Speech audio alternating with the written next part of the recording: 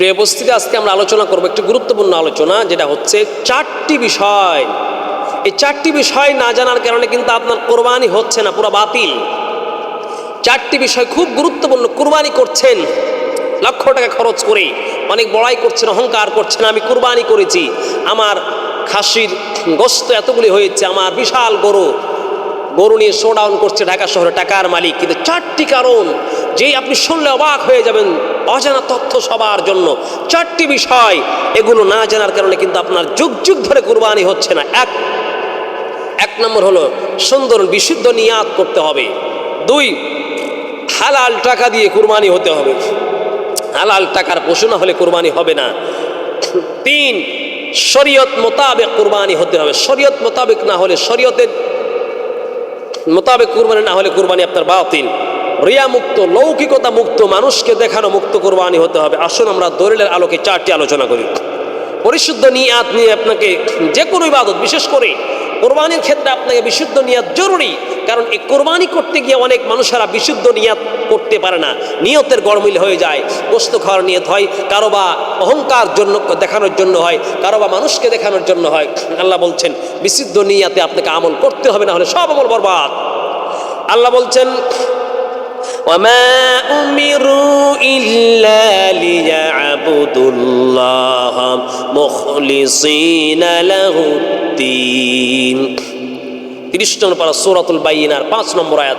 আল্লাহ বলছেন সব কাজ লিয়াবুদুল্লাহ মুখলিসিনা লাহুদ্দিন, একনিষ্ঠভাবে মহান ইবাদত করতে হয় মহান রব্বুল আলামিনকে দেখানোর জন্য।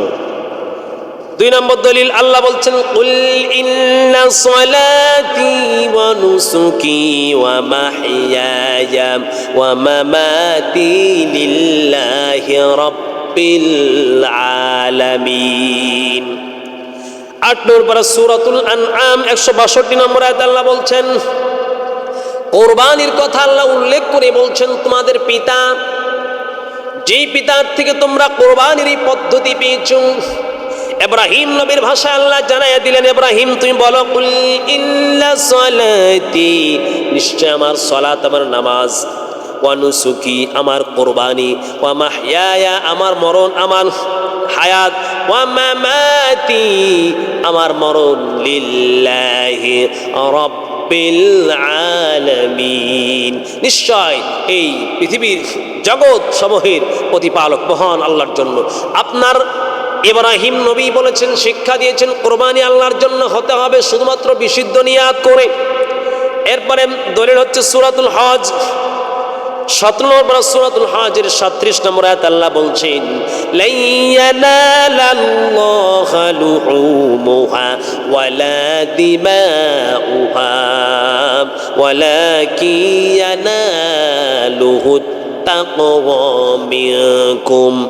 কাফের মুশরিকরা, আরবের মুশরিকেরা কোরবানি করতো আর কাবার দেওয়ালে গোশতগুলো লাগাইয়া দিত, রক্তগুলো লাগাইয়া দিত। আল্লাহ ডাক দিয়ে বলে, এই বেখুবের দল, লা ইয়ানালাল্লাহু লুহুমুহা, আল্লাহর কাছে পৌঁছে না লুহুমুহা তার গোশত, ওয়ালা দিমাউহা এই কুরবানির রক্ত, ওয়ালাকিন ইয়ানালুহু তাকওয়া মিনকুম, শুধুমাত্র অন্তরের পরিশুদ্ধতা আল্লাহর কাছে পৌঁছে। তাহলে 1 নম্বর হচ্ছে বিশুদ্ধ নিয়াত হতে হবে। নিয়াত শুধুমাত্র একনিষ্ঠ হবে আল্লাহর জন্য হতে হবে, গোশত খাওয়ার জন্য না, মানুষকে অহংকার দেখার জন্য না। প্রিয় ভাই, আজকে আপনার দিলের পরিবর্তন করতে হবে, আপনাকে বিশুদ্ধ নিয়াত আজকেই কুরবানি করতে হবে, নাহলে আপনার কুরবানি বাতিল। নম্বর 2, আপনাকে কুরবানি করতে হবে একমাত্র, নম্বর 2 হচ্ছে হালাল টাকা দিয়ে কুরবানি হতে হবে। সুদের টাকা দিয়ে কুরবানি 1 পয়সাও হবে না, ঘুষের টাকা দিয়ে কুরবানি হবে না। আপনার চাকরিজীবী, আপনি পুলিশ অফিসার, আপনি এমপি সাহেব, কত কালোবাজারি অন্ধকার হাতে মানুষের কাছে পেটে লাথি মেরে হালাল হারাম পার্থক্য না করে ঘুষের টাকা, টেন্ডারবাজি করা টাকা, অবৈধ পন্থায় টাকা, এ টাকা দিয়ে কুরবানি করা মানে আল্লাহর সাথে তামাশা করা। কুরবানি আপনি আজকেই জবাই করে খেয়ে নেন, কোনো আপনার সব হবে না, দরকার নেই, সেদিন কুরবানি আপনার হবে না।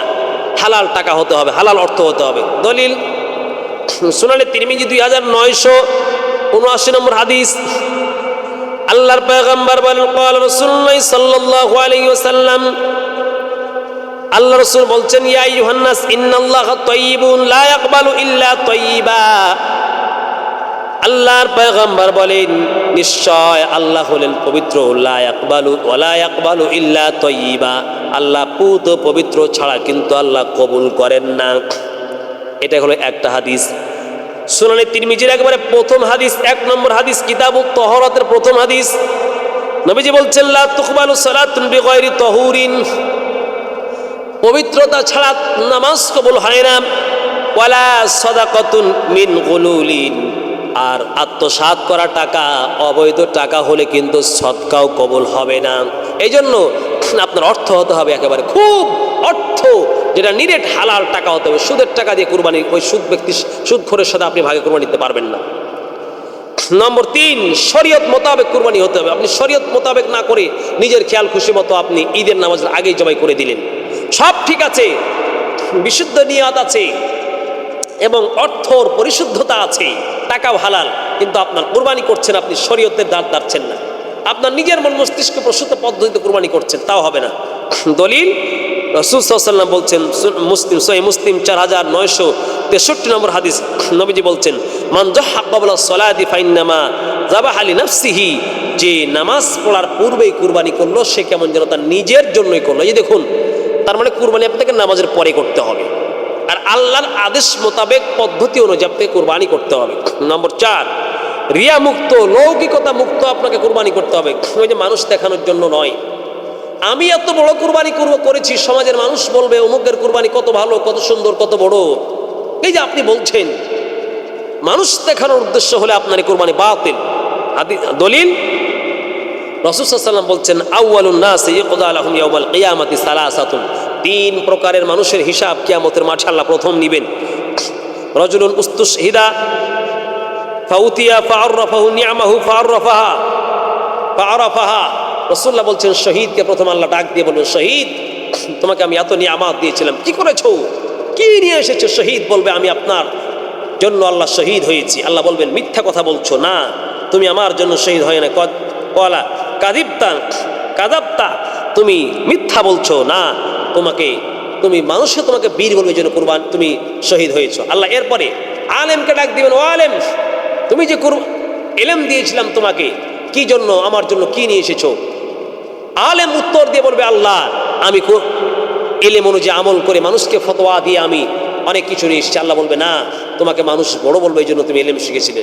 নম্বর 3, আল্লাহ সদকাকারী, দানশীলকে ডাক দিয়ে বলবেন, ও দানশীল, তোমাকে সম্পদ দিয়েছিলাম, অনেক সম্পদ, এগুলো আল্লাহ স্মরণ করায় দিবেন, বলবে, আমার জন্য কি নিয়ে এসেছো? দানকারী বলবে, আল্লাহ, অনেক সম্পদ আপনার রাস্তায় সদকা করে আমি নিয়ে এসেছি। আল্লাহ বলবেন, মিথ্যা কথা, কারণ তোমাকে মানুষ দানবীর বলবে, এই জন্য তুমি সদকা করেছিলে। প্রিয় ভাই, এই হাদিস থেকে প্রমাণ, আপনার এই 4টি বস্তু, আপনার এই লৌকিকতা মুক্ত না হলে আপনার কুরবানি বাতিল। তাহলে 4টি বিষয় যেটা লাগবে, মোস্ট ইম্পর্টেন্ট, একটা হচ্ছে আপনার বিশুদ্ধ নিয়াত হতে হবে, 2, হালাল টাকা হতে হবে, 3, অর্থ আপনার শরীয়ত মোতাবেক হতে হবে, 4, আপনাকে রিয়া মুক্ত ভাবে কুরবানি করতে হবে।